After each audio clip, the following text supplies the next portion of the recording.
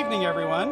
My name is Greg Gorga, Executive Director of your Santa Barbara Maritime Museum, and I'm glad you are joining us tonight for Hawaiians, Catholics, and the town with a bay in front and an amphitheater of hills behind, the education of Richard Henry Dana Jr. in Santa Barbara by Professor Rick Kennedy. I want to first make a very big announcement and share this wonderful news with all of you. For the past 3.5 years, the Santa Barbara Maritime Museum, our staff, our board of directors, and our volunteers have been working very hard to become accredited by the American Alliance of Museums. And today, I can officially tell you that we have received their 10-year accreditation. That is a great statement. Thank you. It's a great statement to our community, our staff, our board, our volunteers, and there's about 33,000 museums in the United States, and less than 1,100 are accredited. So really shows that we are using best practices here. Exciting news. You'll see more about it in a few days ahead, but I want to say thank you to all those who worked so hard to make this day possible. Of course, I also want to thank Marie Morris-Rowe, our sponsor of our lecture series. She is out there. I know you're out there, Marie, so thank you very much for that.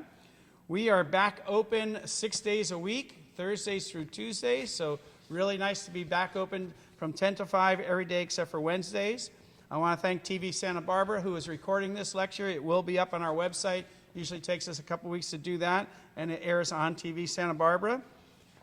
We have been so busy the last month of being back open. We have been practicing our Maritime on the Move program and utilizing that with some schools, actually some programs from the City of Santa Barbara Parks and Recs Department. They're nature camps. So 2 days a week, 2 classes a day have been going out with our consultants and staff around the Santa Barbara Harbor, discovering the marine science and history of our local Santa Barbara Harbor. On several of those trips, Jean-Michel Cousteau has joined us. And I should mention that that program, Maritime on the Move, was nominated by the American Alliance of Museums as one of the most innovative education programs this past year. And our staff presented on that program at the Council of American Maritime Museums annual conference. So we are very proud of that program. This past June 23rd, we opened up Heritage, Craft, and Evolution, Surfboard Design, 1885 to 1959, featuring surfboards by Renee Yater and art by John Comer. It honors the wooden surfboards period from 1885 to 1959. That is on display through October. You definitely want to come down and see that exhibit. On August 19th, our next month's lecture will be Rolling in the Deep Sea, Exploring Coral and Sponge Communities on the West Coast by Lizzie Duncan. And on September 16th, we'll have a lecture on the Charles E. Mayer desalination plant by Malcolm Hamilton and Galen Fair. We will be hosting sea glass pop-ups on our patio on Sundays from July 25th to August 29th. And we will once again be hosting the Escape Southern California Artists Painting for the Environment art show here at the museum live this year and online prior to it. That will be August 25th and 26th. So you can find out about all these events if you sign up for our emails and updates on our website, sbmm.org. Follow us on Facebook. I want to thank all of you who are members of the Santa Barbara Maritime Museum. I want to especially thank those of you who are Navigator Circle members, those who give a donation of $1,000 or more a year. A lot of you have been Navigator Circle members who have been outside on our patio this evening prior to this lecture, enjoying our happiness hour. And also want to thank those of you who have us in your planned giving and are members of our flagship society. I want to thank Dr. Gerald Jackman, who is a board member here at the Santa Barbara Maritime Museum, good friends with Rick, and he was the one who brought Rick to our attention, so thank you, Jerry, for that. So, our speaker tonight, Professor Rick Kennedy, was born in Salinas and found a wife and education in Santa Barbara. His wife in 1979, and a BA in 1980, his master's in 1983, and his PhD in 1987, all here in Santa Barbara.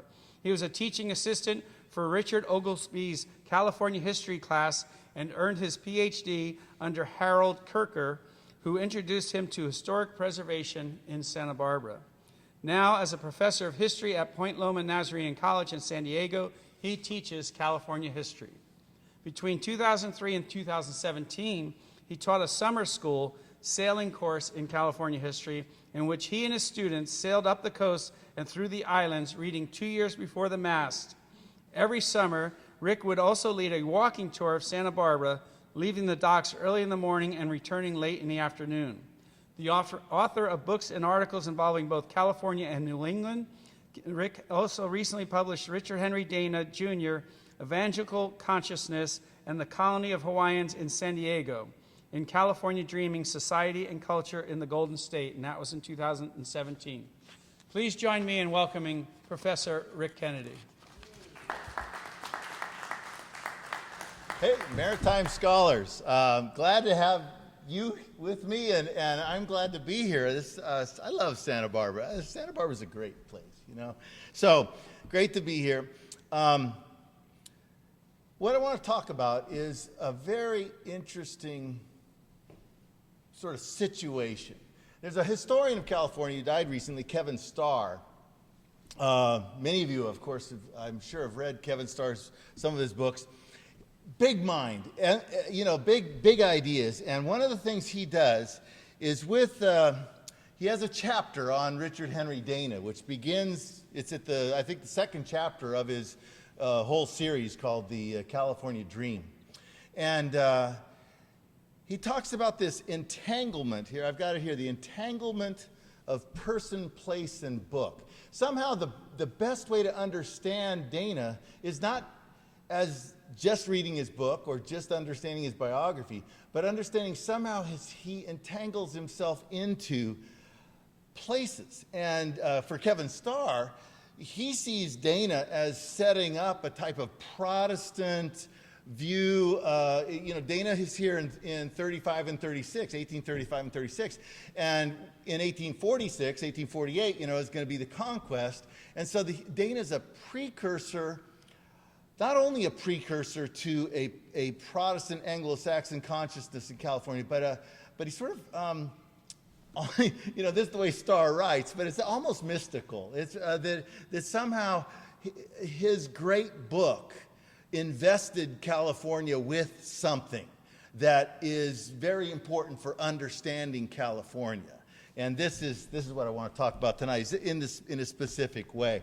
You can notice from this, this is my book, and I try, in the front of the book, I tried to sort of to keep track of everywhere Dana goes in the book. And you can see he does a great job. He talks about San Francisco, a really fun chapter on San Francisco. He talks about Monterey, very interesting on Monterey. Doesn't like Long Beach, doesn't like San Pedro. San Juan Capistrano, of course, which becomes Dana Point, I'll talk about that in a bit. And then San Diego, he has 2, 3, 4 chapters on San Diego because he's there for 6 months of the 2 years. But Santa Barbara plays just a special role in the book. And so I want to focus in on Santa Barbara specifically, and especially the way he handled the Catholicism, the Spanish Catholicism that he found here. And of course, those of you who've read the book, and all of you should, it's a great book, is the wedding scene, which is celebrated often in Santa Barbara. There's a funeral. You get this discussion of Catholicism with the funeral, the mission. He goes up to the mission. And then what's really cool is that when you, coming in, you see what happens with the book is that he starts in Boston, he comes around the Horn, and then you get up to the latitude of Point Conception. And so you shoot in. So he is introduced to California, coming in across here in front of Point Conception and landing in Santa Barbara. And so this is his first experience of California. And when he does that, he experiences the Hawaiians. Because the Hawaiians are, he talks about a great scene where they row out and, they got to go ashore. Dana is 2 years before the mast. He's before the mast. He's just one of the guys, rowing the boats. And and they don't know how to handle the surf. They don't know how to handle the surf at Santa Barbara. And so he's sitting out there with the other guys watching the Hawaiians surf their boats in. And the way the Hawaiians get their boats in is they line them up with the swell, and then they just row, and they get that thing going, right? And then as they're coming down, they all throw their oars out into the water and then let the surf just roll that thing up onto the beach and then jump out. And it's a great scene. It's really fun.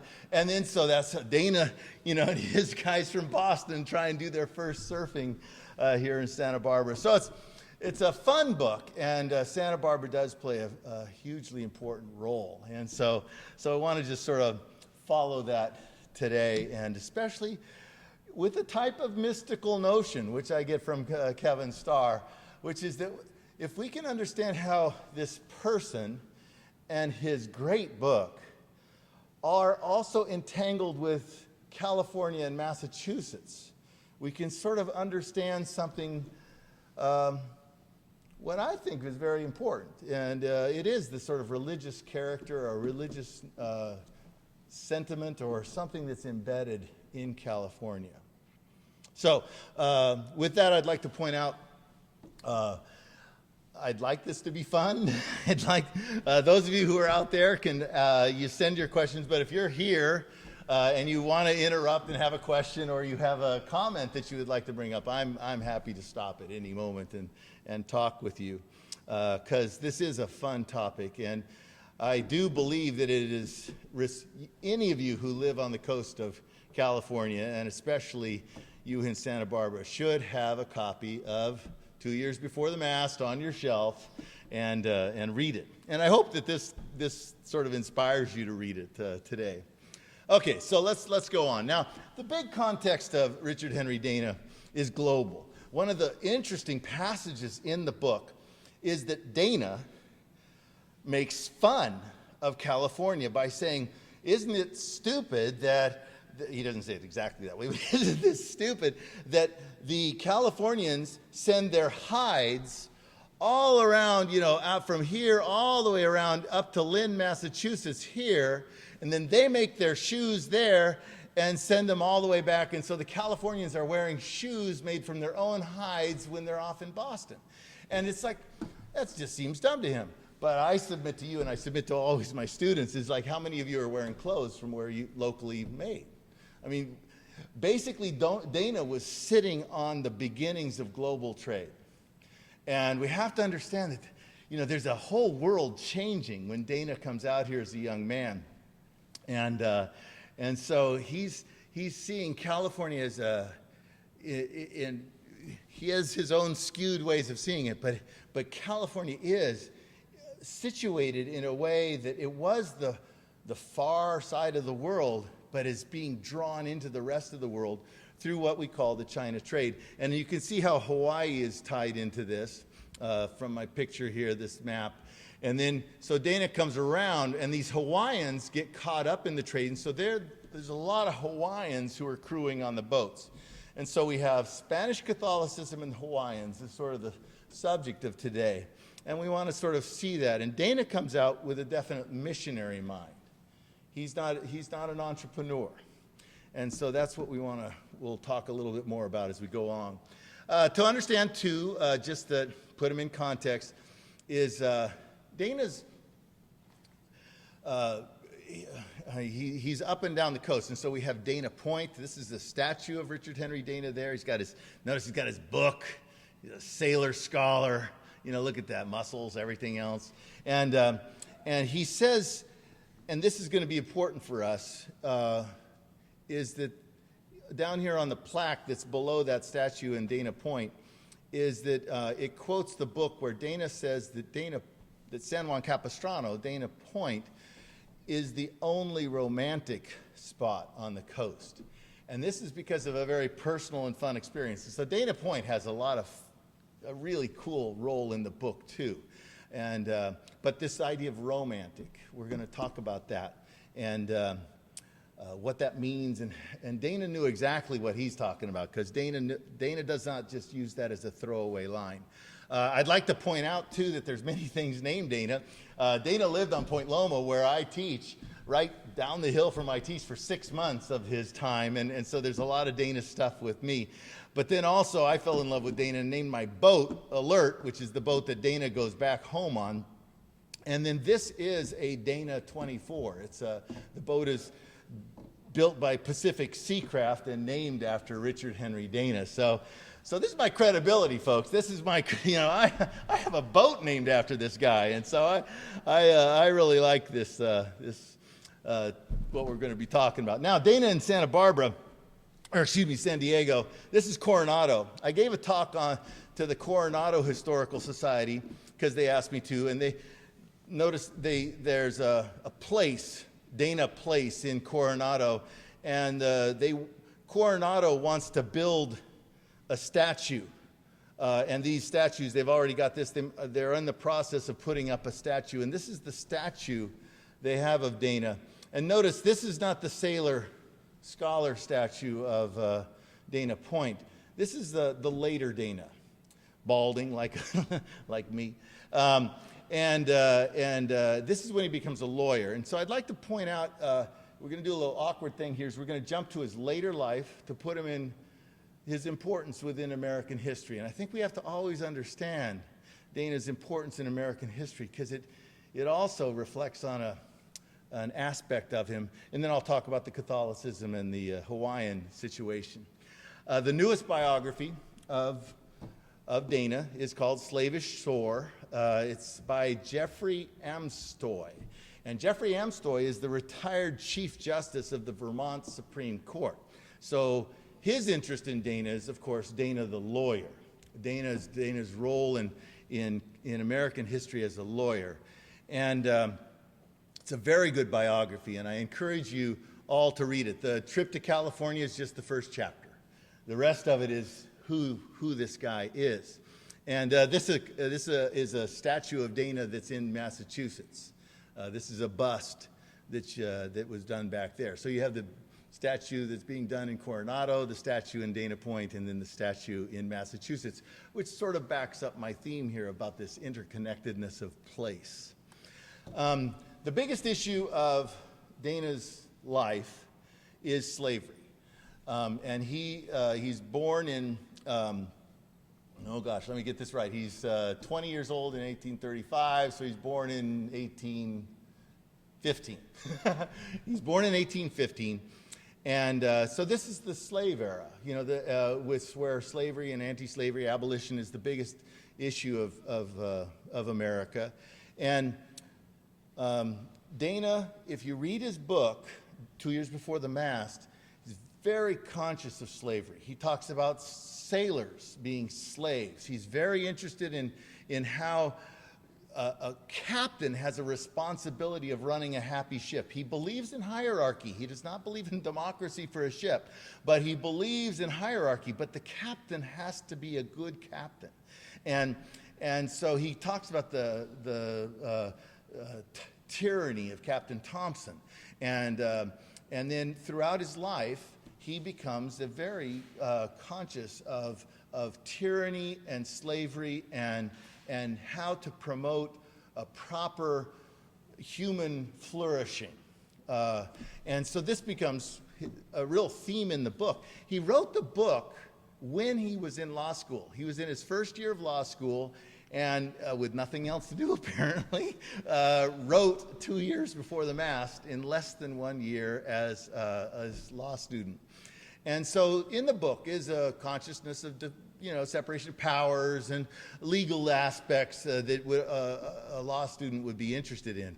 And it's very important for understanding who Dana is, because he's very much a believer in human flourishing. He's very much a believer in freedom. He's not a believer in equality in sort of like some sort of extreme democratic way, but he's a believer that every human being should be fulfilling their lives. And so he sees the American slavery as horrible. And so he's very much an abolitionist, gets involved in a lot of abolitionist causes, and the biography does a great job of enhancing what is already known. I mean, this was No, but Dana's role in what is called the Anthony Burns case. Anthony Burns is going to be sent back because of fugitive slave laws. You know, California comes in as a state, so therefore the Senate goes imbalanced. It's no longer equal numbers of people in Senate, and so the South wants something in to balance it, and they get the fugitive slave laws, which means that if black slaves have moved to the North, they can be captured, taken, and sent back to the South. Well, Boston thinks this is horrible, so Anthony Burns is arrested, and he is in the courtroom, and Dana's walking by. He's not even part of, and he inserts himself into this case because he believes very strongly that he can help Anthony Burns get off. And he works very hard on this case. It's a very important case. Frederick Douglass talks a lot about this case, all sorts of things, but it ends up Dana lost. But this shows his passion for freedom and anti-slavery. So very important to that is that when the Civil War happens, Dana is playing multiple roles in the legal establishment in Massachusetts. And at the end of the war, Jefferson Davis is arrested. This is Jefferson Davis, the so-called president of the South, the Confederacy. And Lincoln is dead. Johnson is president. And Johnson is thinking the right way, which is not usual for Johnson, but it's that Lincoln had wanted, with malice toward none, with charity for all, let's reunite. And so the last thing we want to do is start executing traitors. And Jefferson Davis is arrested, and he's obviously guilty of treason. And so it's an obvious situation that he will be executed. And really, nobody in Washington wants this to happen.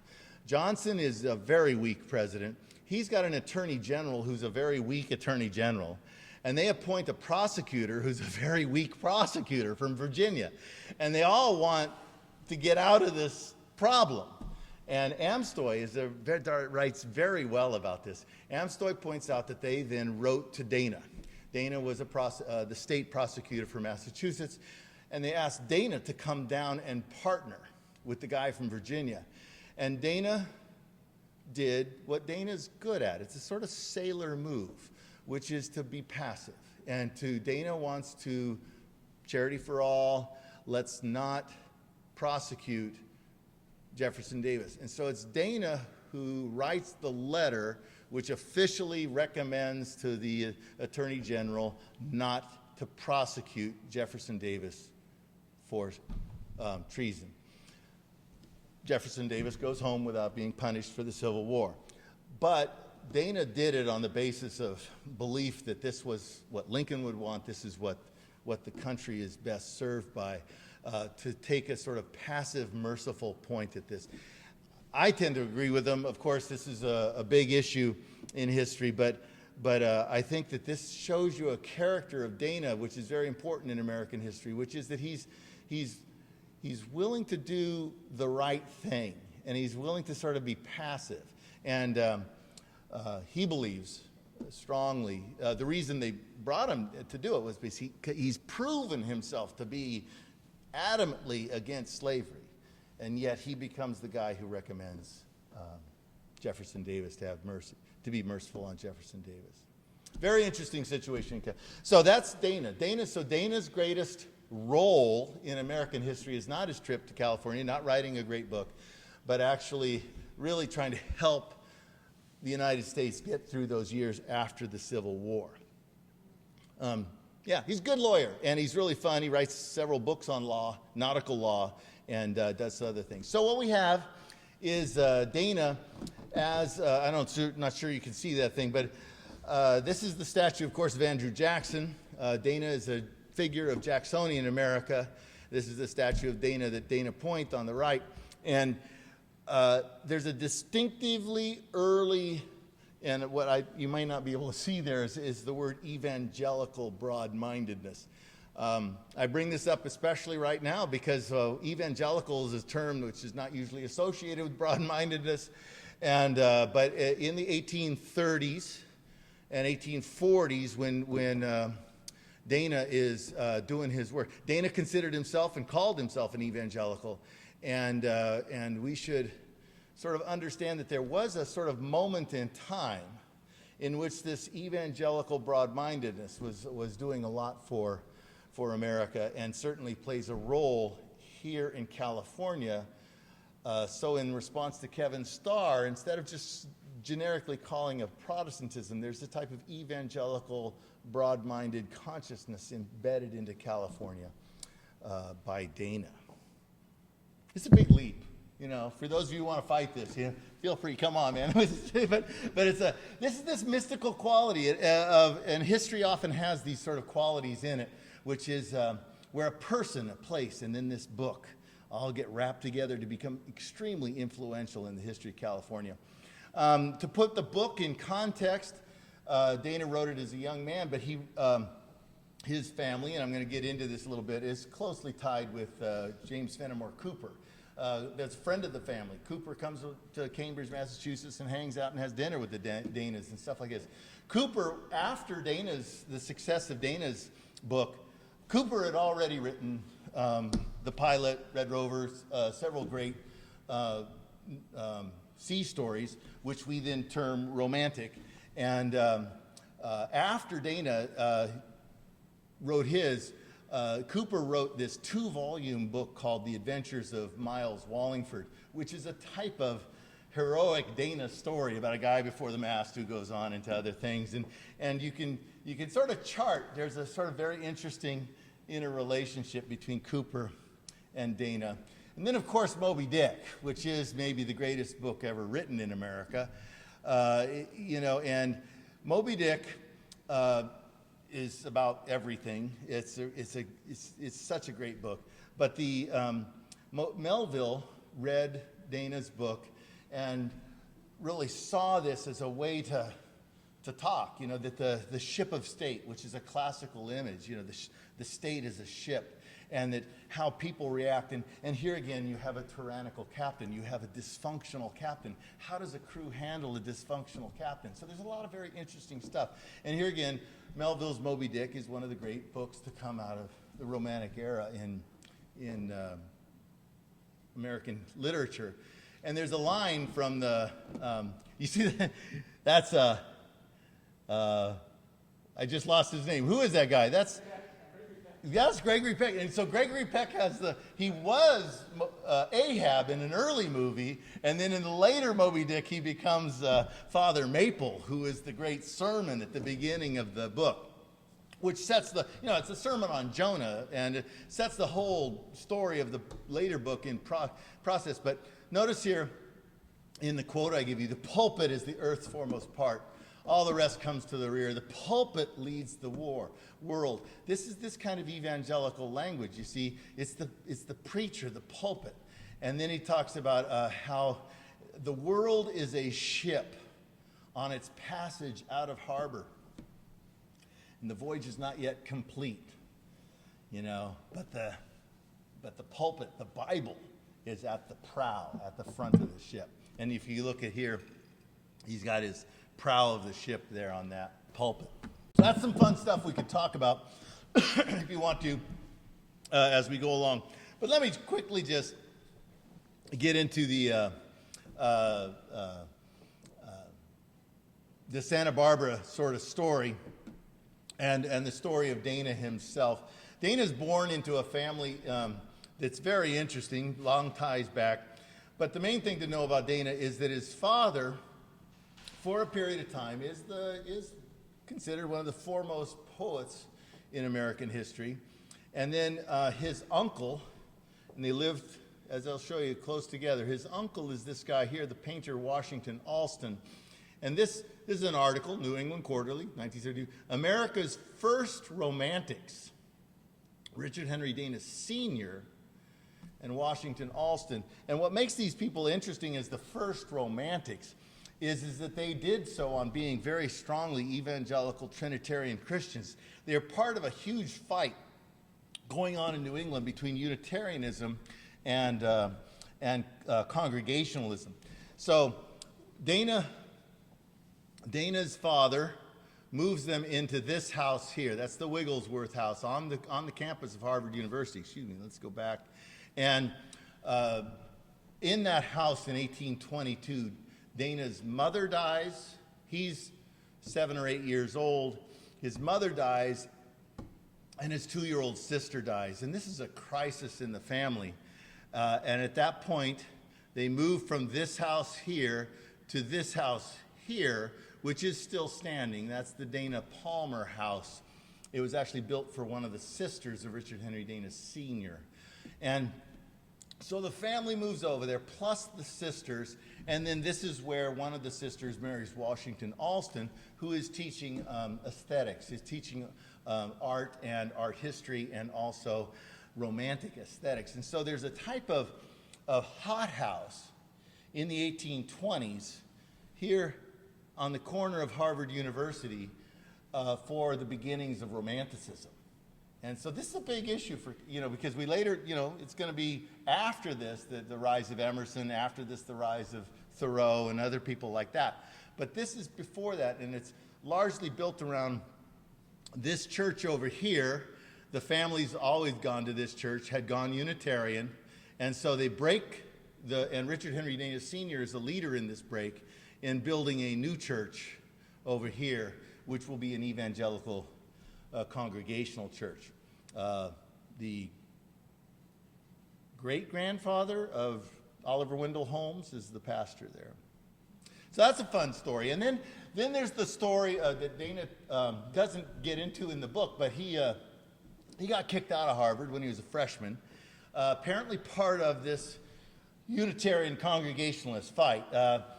They were making a ruckus during the sermons in chapel by the Unitarian pastor, Unitarian chaplain of Harvard, and the president got mad at him, sort of an ins and out, and we're not sure how everything worked out, but Dana, on principle, refused to give up some friends and also refused to apologize. He could have gotten out of it, but he accepted his punishment.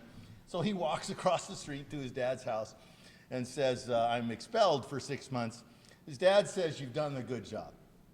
It's a high-minded people, very honorable. And so his dad sends him to a friend, and the friend is running a new university up at Andover on the Merrimack River. So you have a picture of Andover there. And in this house, which is still there in Andover, is the Woods family. And Leonard Woods Jr. is going to be the tutor for 6 months for the young Richard Henry Dana Jr. Leonard Woods Jr. later becomes president of Bowdoin College.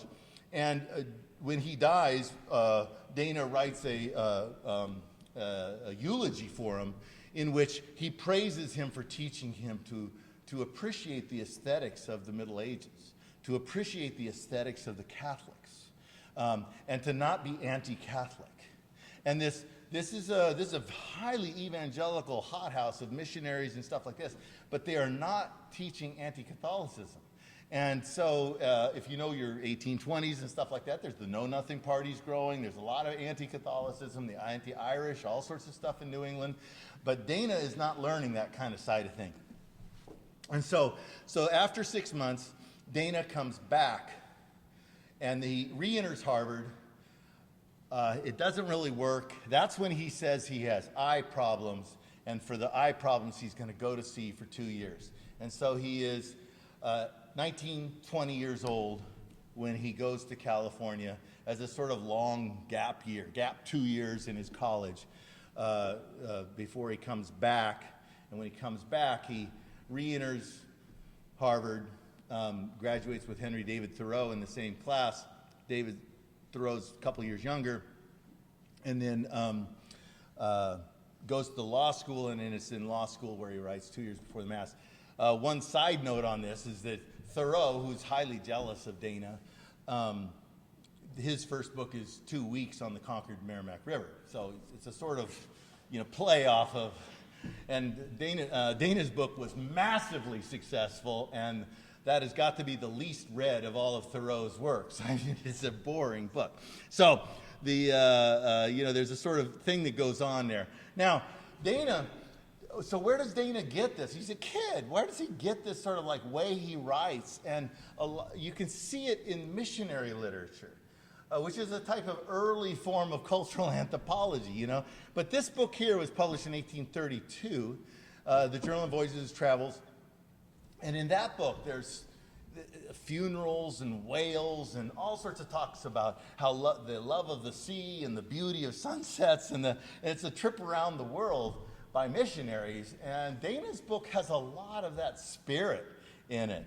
And it's what I'm getting at here is there's a romantic, evangelical, missionary spirit that is in Dana when he gets on that boat to sail his 2 years.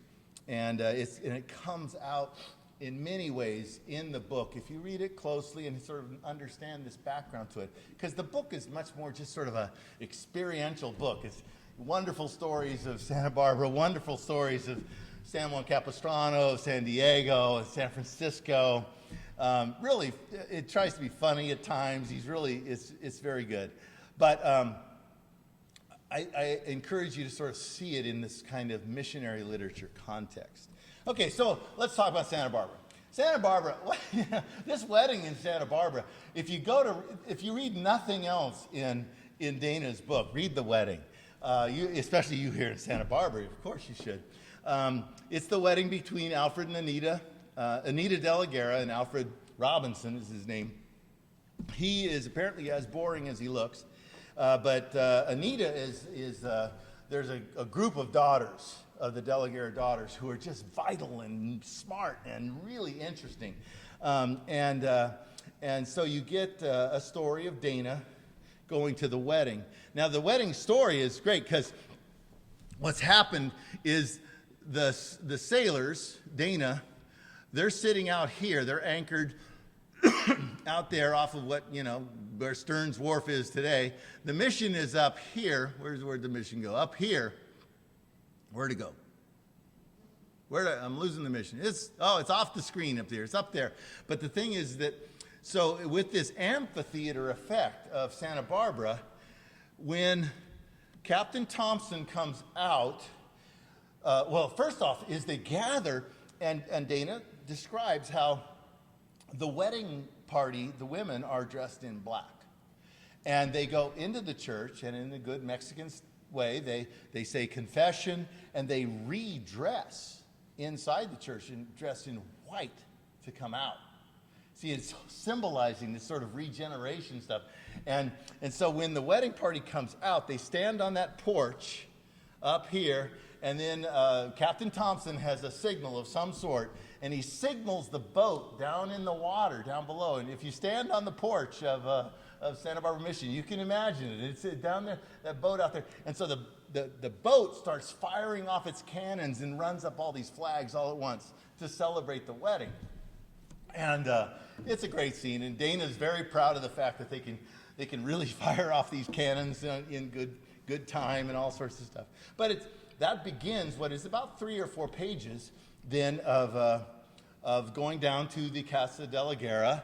And in the Casa de la Guerra, there's a full-fledged great old wedding. And it's not like this one. You see this wedding here, they've got this fence here. Well, no. This is the wedding. There's people from all over California have come to this wedding.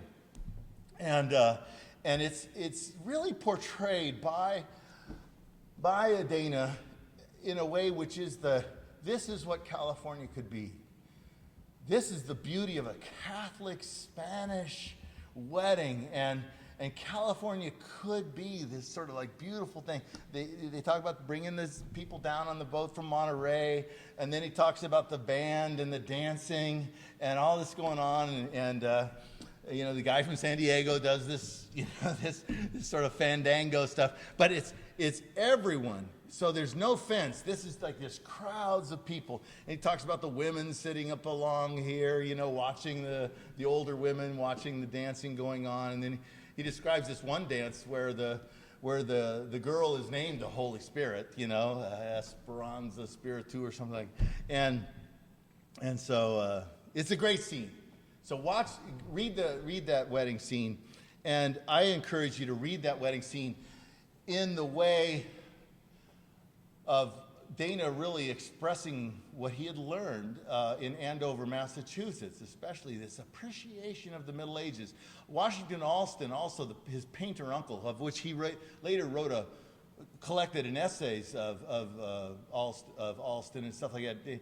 Dana believed very strongly with Allston that the medieval Catholic art is beautiful and good and all of that. And so there's that. Just a wonderful feel to the wedding scene in Santa Barbara. And that is, I think, the core of the book, and that's Dana's real vision of what could be. The horrible thing is what happens with the whipping scenes in San Pedro. So don't read those. But next we'll get the scenes of and then we'll be done with the Hawaiians. Dana loves the Hawaiians. And he has learned about the Hawaiians in Andover, Massachusetts. In Andover, a guy named this Ubakaya had come in 1810. This is right after Dana is born. Dana never met him or anything, but he had sailed to New England from Hawaii. And New England went, just all over this about, and so here were the pagan people of the Pacific Ocean coming to the New England evangelicals. So they just think this is, God's doing great things or something. And Ubakaya becomes a Christian and is much beloved. He's honored and treated real well. He has a group of Hawaiian friends who come with him, and eventually a school is built. There's a good book about this school down in Connecticut. Eventually it's built in Connecticut, but it started up in Andover and in other places there in central Massachusetts, in which there was this Dana was raised in a Hawaiian consciousness, that there are these Hawaiians out there, and they love us already. We don't have to fight them. They love us already. We just need to sort of meet them and join them. And so this is the picture here of Bingham. And if you go to Hawaii, of course, the Bingham family becomes the major missionary family to Hawaii. And where did they learn their missionary stuff? It's in the house that Dana lived in Andover, Massachusetts. The Woods family. The father Woods Sr. was Bingham's teacher. And so these letters from Bingham are being read around the dinner table when Dana is living with the Woods in Andover.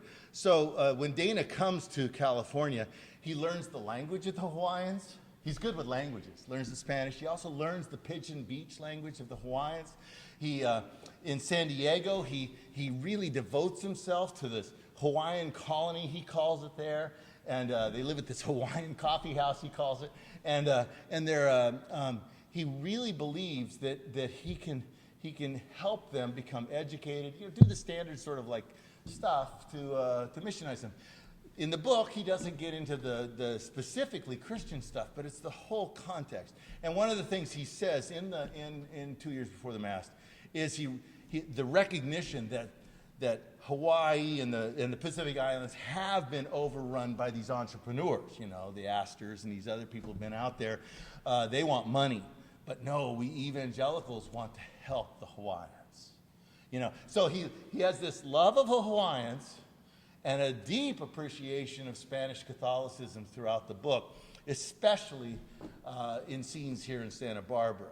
And I think that this is, for no other reason, just the really important stuff to watch. Now, I carry that deeper into a type of really very interesting things that's happening religiously and culturally and politically as the United States is being born in the early 19th century, in which, especially as Melville talked about it, the pulpit leads the world. I mean, the pulpit is out there. And Dana's book is part of that experience of the sort of the Christians finding out about this far side of the world. And so I love this picture here of Gregory Peck, and that's I think the spirit to read Dana's book. This is the last slide. This is me taking students here. I've done this a lot, and I would always take students to the site of the Casa de la Guerra house where it commemorates the visit of Dana to this house as described in 2 Years Before the Mass. And we used to read those passages of the wedding in the courtyard. So I encourage you, get the book, go to the Dana Casa de la Guerra, sit down and enjoy reading the book out loud, reading the wedding scene at least. It's a fun book. And I appreciate the time that you've allowed me to come talk to you. Thank you. That was wonderful. Greatly appreciate that. So our first question is actually from a brand new Maritime Museum member, Mary. She wanted, can you explain the difficult storms for which they had to take the boat to sea and just wait it out? She forgets the name of the storms. I think they're southeasters, but where they were a common hazard back then, but they don't seem to exist anymore, she says. Well, they do exist. He calls them northeasters. Northeast. And they are technically what would be called today a Santa Ana condition. When you're on this northern part of the California Bight, the part that's running east and west from Malibu to Santa Barbara, the Santa Ana winds tend to blow in from the northeast. And so Dana has some really fun sailing passages about that, where it's like they have to slip the anchors. They don't even have time to raise the anchor. So they just tie a buoy to the anchor, throw the anchor, or buoy to the anchor chain, throw the anchor over, throw that over, and then get out of town. And so a boat is always safer in a storm when it's out at sea and away from a lee shore and stuff like that. And so Dana, Pilgrim, and the Alert have these great scenes. In the best scenes are in Santa Barbara and in Dana Point, where they've got to rush, they slip the anchors, and they get everything going and sails flying, and they got to get out of town. And what in both of those situations, they're dealing with what we would call today a Santa Ana, and they happen in the winter time of 1836. That's one of the reasons he had the rope so far in, right? They had to anchor a ways off the shore because of those storms. Yeah, and Santa Barbara, they don't, they have to struggle with the surf. The reason they love San Diego, and that's where they gather all the hides, is because once you're under the arm of Point Loma, the water's flat, and you can it's so much easier to load and unload the boats. So Sue says, Dana had a relative that married into the Spanish gentry and built a rancho in Napomo and turned Catholic to do so. Do you know anything about their meeting in Santa Barbara? I should think they would both be at the wedding.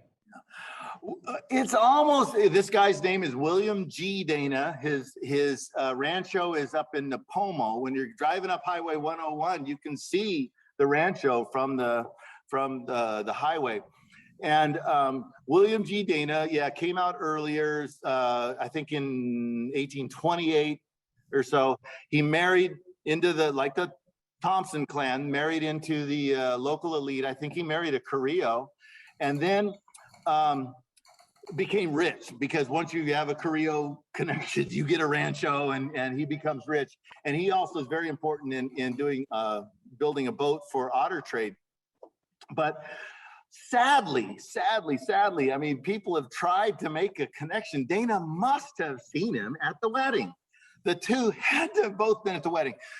The only thing that we can say is that Dana, the Dana family is extensive, and so whether he would have known that this cousin figure is there, unsure. And the other thing is to always remember, Dana comes out as a kid, 19, 20 years old, as a sailor before the mast. And William G. Dana is part of the elite. And so at the wedding, he would be hanging out with De La Guerra and the big boys. And the sailor boys, they're at a whole different part of the wedding fandango. So there's no evidence that they met, but gosh, all of us think that he must have. They must have had a little something to know each other. Thank you. So John says, it seems that there were an entire generation of European mariners who visited or were shipwrecked in California and ended up marrying the eligible daughters of Catholic Californios like Josefa Carrillo, and in parentheses, William Goodwin Dana.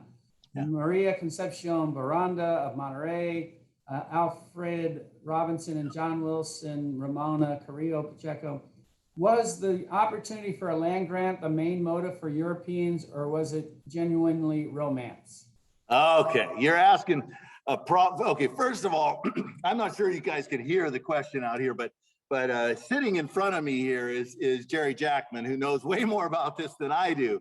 But we both studied under a man, Harold Kirker, who wrote an article about, and he taught us about, it's all about these marriage relationships. To understand California is to understand these marriage relationships between these English people like Hartnell and other people coming in, and especially a bunch of Americans, many of them ne'er-do-wells, Stearns and these other guys. And then they marry what these Spaniards are putting out a lot of apparently beautiful, tall, great women, And so California becomes this marriage ground. And that certainly plays a huge role in American history, California history. And it's not talked about enough. But if you want to talk about I'm a religious guy. And so I think that, certainly I know a lot of people who've converted to Catholicism because, they love Catholicism. And so to certainly have the incentive of, I get to marry, I get to own land, and I have this beautiful woman. If I turn Catholic, you bet a lot of people are going to go Catholic. So Randy says, as I understand it from a now deceased early California historian, one quite knowledgeable of the family of William Godwin Dana, the relative you mentioned, when a New Englander married a Catholic in Alta, California, that was called leaving your conscience at Cape Horn. Yeah. We can be cynical about that. And I'm sure there's a lot of cynical marriages, but I hope that William G. Dana loved his wife, because certainly she deserved to be loved. The marriage that's most beautiful, I think, is actually the marriage of William Hartnell, who was an English scholar, spoke Russian and German, and really helped the diplomacy of the Mexican governor of Figueroa. And he married De la Guerra's older daughter, and I'm forgetting her name now, Anita's older sister. And they produced, 19-20 children between the two of them, and set up the first college in America in California. And I don't think that's anything to be cynical about. I think that they loved each other, and great couple. It was, I think, Randy says, I think it was 21. That's a lot of children. 21. Can you imagine? Right. Well, what's her name? We need to get her. Teresa De la Guerra.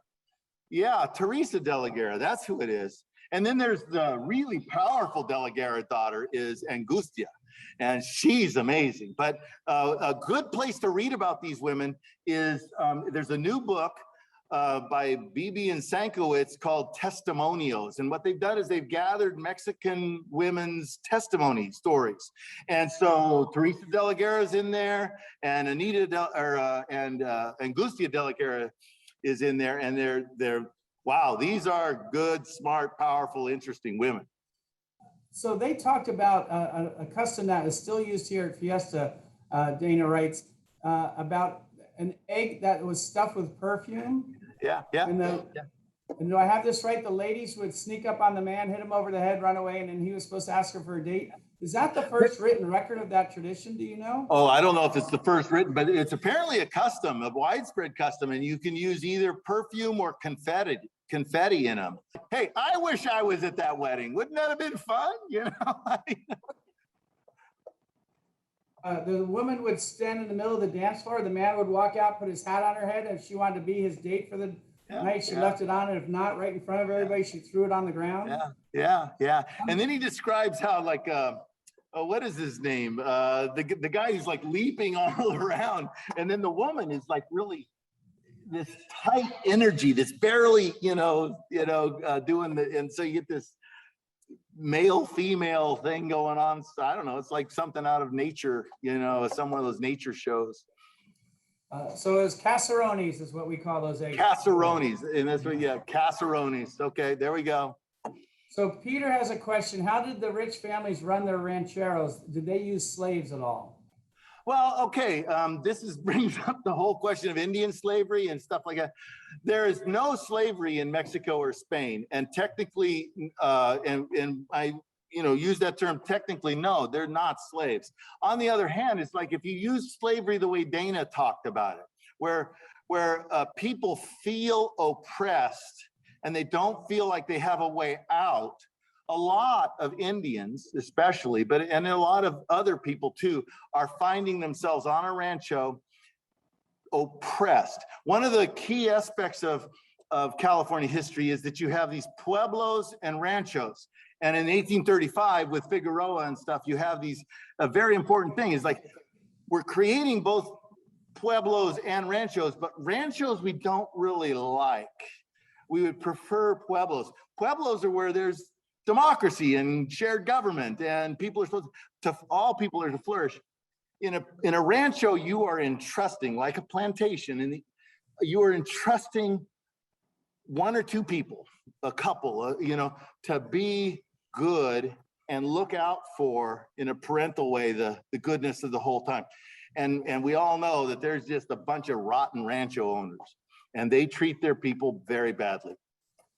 And so, yes, I would say there is slavery in a broad sense of what slavery means, people who cannot flourish and are not allowed to flourish. And so, yes, that's happening to Indians, especially Mexicans. The Spanish tended, there was a blood system. And I don't want to pretend that California was any way egalitarian or anything like that. But we have to be very careful with that word slavery so that we don't let people think that Indians especially were being actually enslaved. So I should mention, because I know we had listeners on, one of our listeners goes to SUNY in the maritime program in New York.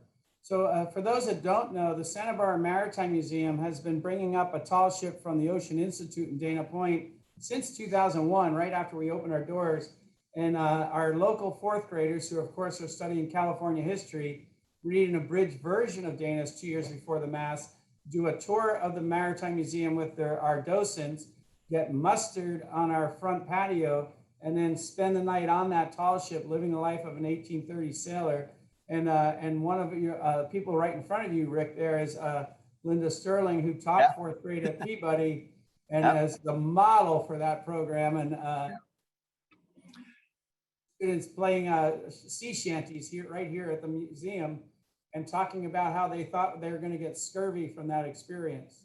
If I could add, this is like, I'm a professor. That means I teach in a classroom that's really sort of stuffed up and hard to get along with. But a museum, like what you guys are doing here, this is where things become hands-on, things become bigger. And then most importantly is to actually get out on a boat, if you're teaching maritime history, you got to experience that wind and water. And so, I think that you guys in the museum here, museums are crucial for really expanding upon what we can only minimally do in a classroom. All right, well, much, Rick. That was wonderful. Again, Jerry, thank you for bringing Rick here. Thank you to Marie Morris Rowe for sponsoring this. And thank you all of you for tuning in tonight. We hope to see you here at the museum to see our new surfboard exhibit. That's up through October. We'll see you soon and hopefully next month for our next lecture. Thank you, everyone, and have a great night.